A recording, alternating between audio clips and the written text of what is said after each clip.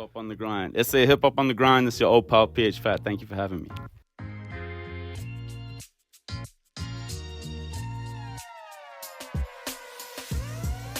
Mike, still pushing that weird shit. Still invested with that art that chase psychology flows. Still impossibly cold. Still not fitting the mold. Still difficult to pin down. Still bringing it home. Where you been? Fucking with my taxes. I've been sending off some faxes. Took a month off up in Europe, bouncing stacks off a mattress. Like stuck inside my flat, my serotonin crashing backwards. Falling in and out of love with rap, just riding the crash. Hey buddy, you talking to Timmy QB from Hip Hop and the Grind, and I'm not here alone. I'm with my brother here, PHFAT. How you feeling today? Very good. How are you? I'm feeling great. So according to the culture of the music that you're making, how would you explain it? With the culture of the music that I'm making, well, personally, I've always been kind of obsessed with, I guess, the more artistic side of hip hop, like the more experimental aspects of hip hop. So I'm kind of like, I kind of find myself locked away in my room by myself, thinking of new ways I can like dance with my relation to the music. So to me, hip hop is exploration and experimentation. Okay, so if hip hop to you is like exploration, do you wanna collaborate with some of the artists in the industry that make your type of sound? Is there any artist making your type of sound? I find collaborations more like about the process of like, because the way that you collaborate with somebody is through kind of almost getting to know them and feeling each other out in a different space.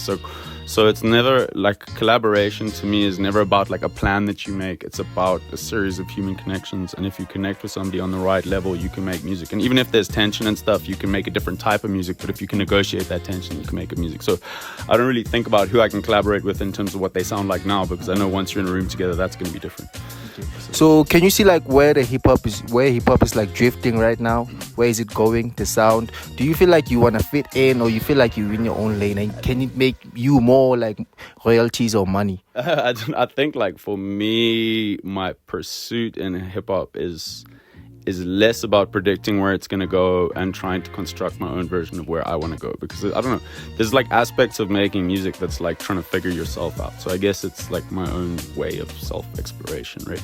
So I can't really predict where it's going, and sometimes it's almost like I find it better to be a little bit out of touch with what's happening in like a non-financial sense. Like to be artistically out of touch with stuff can help you like carve your own lane. So what can you say about the record labels? What's the difference between the record label and then like independency? I do a lot of technical work when I'm not writing my own music. I do a lot of technical work with the labels, and I've seen labels help a lot of younger artists figure out the space of music, because there's not a ton of structure to help young artists understand what they're getting into. At the same time, obviously, we've seen record labels exploit a ton of people depending on the nature of the relationships they have. So there's good labels and there's bad labels. Independence can be incredible because it allows you to be light on your feet. You can move quickly, but if you're left to your own devices, you can lose direction. So it's, in some regards, having a label can give people direction, and sometimes it can fuck people up, I guess. But the same with independence. Sometimes some people are their own worst enemies, and some people should never be signed. So because what they need, and like they shouldn't be signed because they're better by themselves. It depends. It's such a unique set of relationships that you're depending on there. So what can you say to people who are looking up to you, who want to work with you? How can they reach you? What do they have to do to be in a song with you? To be on a song, I would just reach out, send me stuff. I listen to stuff that people send me. Sometimes I don't fuck with it, but I generally, I listen to most things that people send me. You can find me on the internet, easy, PHFAT_official. So besides the music thing, the music industry thing, is there anything that you're doing to put yourself out there, or is it the music side only? I'm not super big on putting myself out there, in that it's not like my obsession with like how can I get the most eyes looking at me. I generally have just let the music go out. I'm not like a guy who has a drop and then stuff like explodes. I kind of put stuff out and then it comes back to me over the years.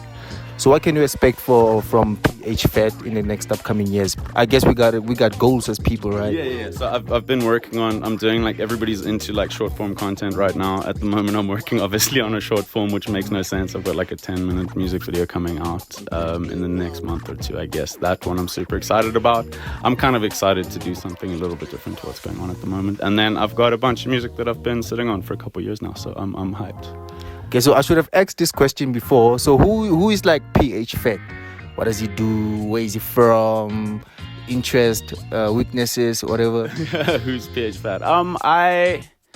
I got into music on the back of a psychology degree. I was either gonna carry on studying psychology or become a teacher. And as I finished my honors courses, I kind of went like, shit, I've got 3 months of shows booked.